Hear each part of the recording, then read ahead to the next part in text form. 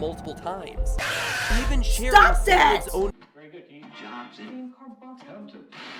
Which are the purple and the black.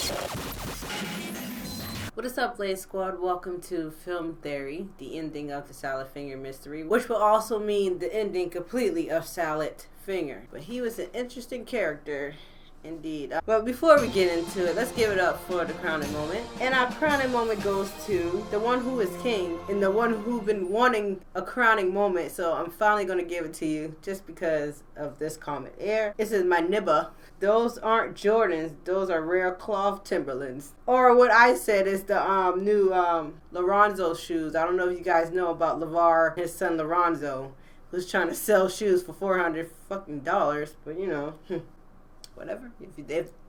But it's your money, not my money. What's the deal with the last episode?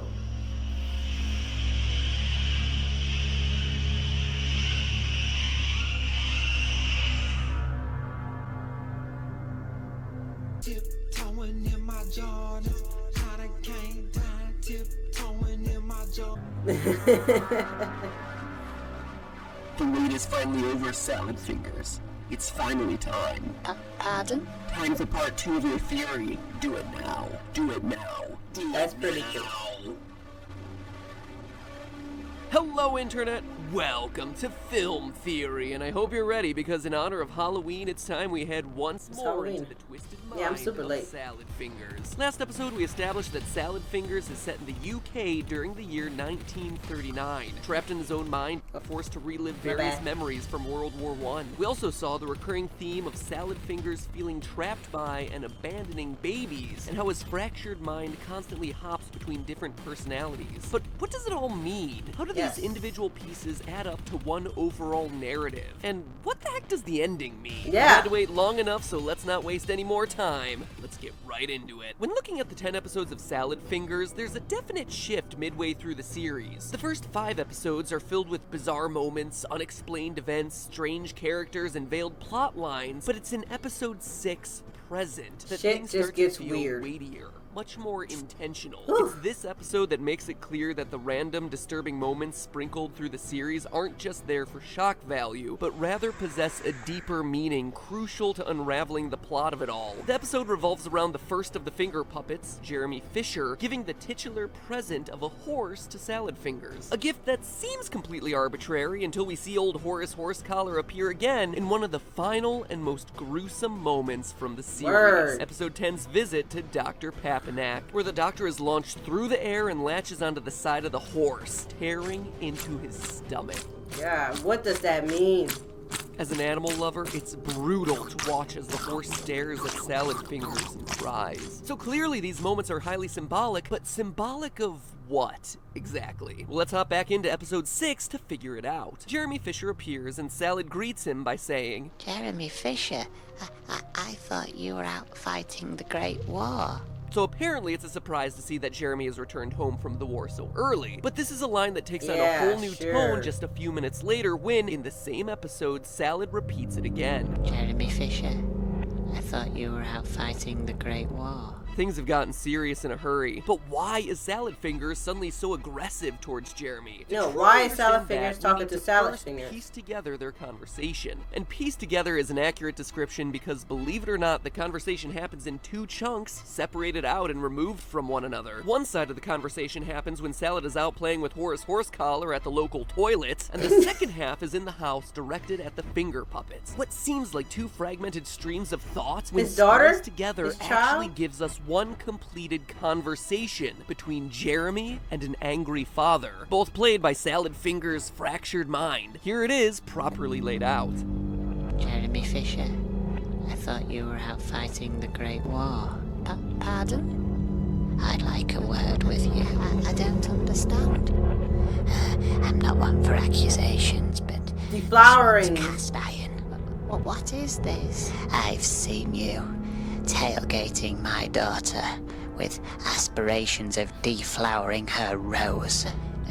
No, This isn't true. You've got the wrong bloke, Squire. I don't make mistakes, comrade. This one's textbook. Flash to Salad Fingers eating a version of himself, and you're left with crystal clear storytelling, ladies and gentlemen. I don't know Okay. about you, but it makes so much more sense now. I guess. Yeah, right. What we see in this pivotal moment from the series is a father figure actively threatening a former soldier, Jeremy, for trying to seduce and deflower his daughter. Deflower, you know, take a roll in the hay with her, create the beast with two backs, break out the old horizontal mambo. All right, enough of roast the old hot dog. I'm done now. Remember, this is Salad Roast the old hot rehashing dog. past memories. So the fact that he eats his puppet in the end, or cannibalizes the head of some other Salad Fingers, seems to indicate that this conversation didn't quite end all that well for Jeremy. Most likely with the father. Jeremy's that killing motherfucker in the him. hole, isn't he? Maybe, but it seems like the father's fears about Jeremy might have been well-founded. You see, think for a minute about the horse Jeremy gives to Salad, and then remember the fact that it appears again in a doctor's office to have its stomach ripped out. Knowing what we know about the accusations against Jeremy, let's say for a second that he is indeed trying to deflower this young girl. So he gives his And father a what's present? more, that he succeeds in doing so. Under this context, Jeremy giving Salad Fingers the present of a horse is symbolic of him getting the girl pregnant. Likewise, that means she would need to go see a doctor to have things taken care of, be it giving birth or, on the flip side, having the baby aborted. And that's the memory we see wow. Salad relive in episode 10, as at the doctor's office, Salad once again flips through a couple personalities where he starts as the girl getting examined by the doctor, I suppose you'll be checking me for nimpers and camel spots. Nippers girl and who camels? really enjoys her examination a whole lot. Before snapping into a new persona, this time that of the mother encouraging her daughter while the baby is being born. I know it hurts. Just try and sit still. Or getting the other whilst thing. The doctor eats your blood. Ah, the miracle of childbirth at the hands of the Swiss That Army sounds knife like the doctor. other way. And for as gruesome as this scene is, we can confidently say that she gives birth, since the title of this episode is Birthday. So we're now left with the Okay. million-dollar question: whose birthday is it? Yes. Why, it's none other than our good Salad's. friend, the second and most Jeremy? crucial finger puppet, Hubert Hubert Cumberdale. Cumberdale. There are actually plenty of hints to confirm this sprinkled throughout the videos. Not Oh, yeah. only does Salad Fingers tell us at the beginning of episode 10 that it is Hubert's birthday today, As it's Yeah, I end up saying it was salad, so I but made a also, mistake on in that a very one. short scene after the doctor's visit, we see the important visual of Hubert being abandoned on the ground, surrounded by branches. Now, as I covered last episode, baby imagery is Abandoned. everywhere Always in this abandoning series, people, huh? especially babies being abandoned, with Mr. Branches from episode 9 being one of the strongest examples. So to depict Hubert lying there amongst a bunch of broken branches, all while a tree has somehow grown between Salad Finger's legs, is an important visual symbol.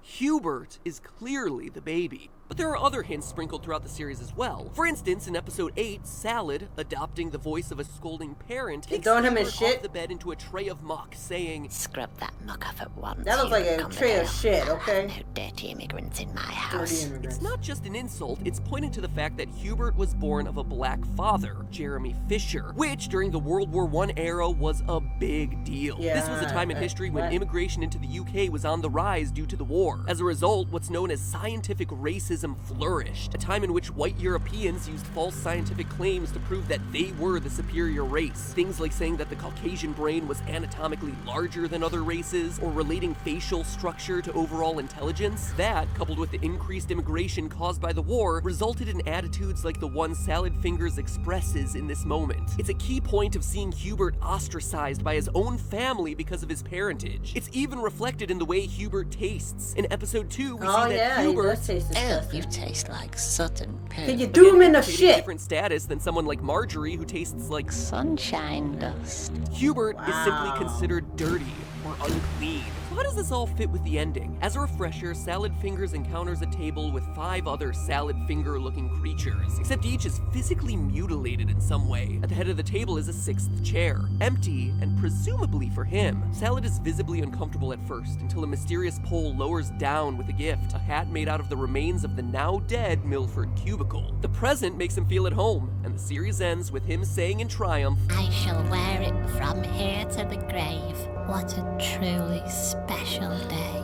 So WTF? Seriously, we just saw a horse get ripped apart, and now this is our big ending? Well, yes, actually, and here's why. Salad Fingers is Hubert Cumberdale, the child born out of wedlock that never found his place, always being ostracized by a family that never wanted him in the first place. And this ending shows that he finally feels as though he's found acceptance, a place where he fits in. He's found his family. Granted, it's a family of deformed mutants who don't actually acknowledge his existence, but hey, it's enough for him, and who am I to take that away from our little green hero? So first, how do we know that Hubert and Salad Fingers are one and the same? Well, it's worth noting that after the doctor scene in the forest, Hubert, as we discussed, gets left behind. Suddenly, when Salad Fingers is back at the house, the birthday party is no longer for Hubert, it's for him. He's the one the presents are for, and he's also the one excited about how the other guests remembered him on his big day. But for me, I thought you'd all forgotten.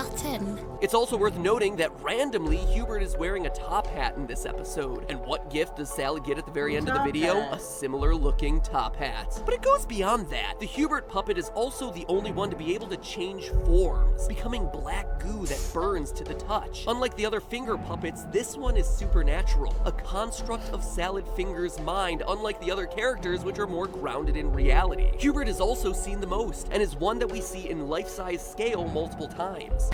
He even shares Salad's own memories. But despite all of this, he also tends to only interact with Salad Fingers' true personality, none of the other characters that Salad Fingers hops between. Both Marjorie and Jeremy interact with other personalities, the angry father, the disappointed husband, but Hubert seems mostly connected to the true Salad Fingers.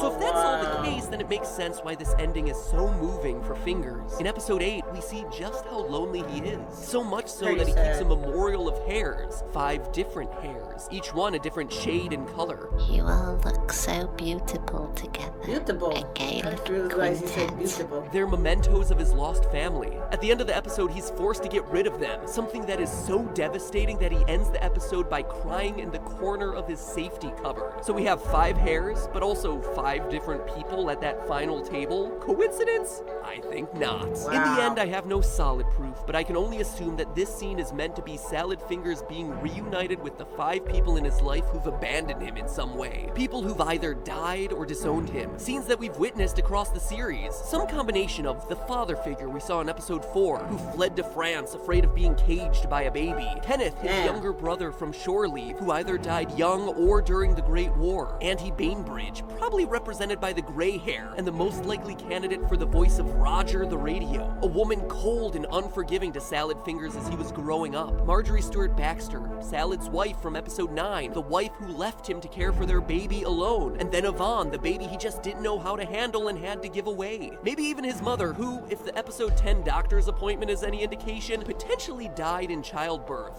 5 hairs and 5 lost loved ones. Damn. Run away, dead, or disappointed. Leaving Salad Fingers, or should I say Hubert, alone in his made-up reality, stuck in time and trapped in his own unforgiving wasteland. That's why the final moment is so important. The platoon is all there, and the gift he's given is a hat, a friend hat, like the one he gave to Hubert back in episode 5. He's finally accepted. He's found his place at the table. It's as though Salad Fingers has finally come to grips with who he is, leaving the puppet behind in the woods and being born again into his true role as Hubert. So the episode titled Birthday actually has a double meaning. Green monsters deserve some love too. What a truly special day.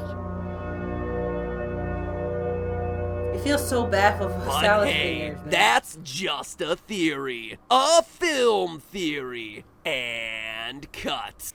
The first couple episodes were really just looks like little playful dark humor. But then it starts to get really serious with that shit, and you kind of feel really bad for Salad Fingers. I knew he wasn't right in the head. You can kind of figure that shit out from the beginning, but to hear the theory of it and hear that this man has pretty much been neglected, abused. Oh my god, that is just fucking terrible. This makes me feel depressed. This just makes me feel sad for Salad Fingers. I know he's not real. What else can I say? Blaze Squad, I hope you guys enjoyed, and I will see you guys in the next video. Bro, just go, bro. Right now, hurry up. Hold on, do it. Yeah. Oh my god.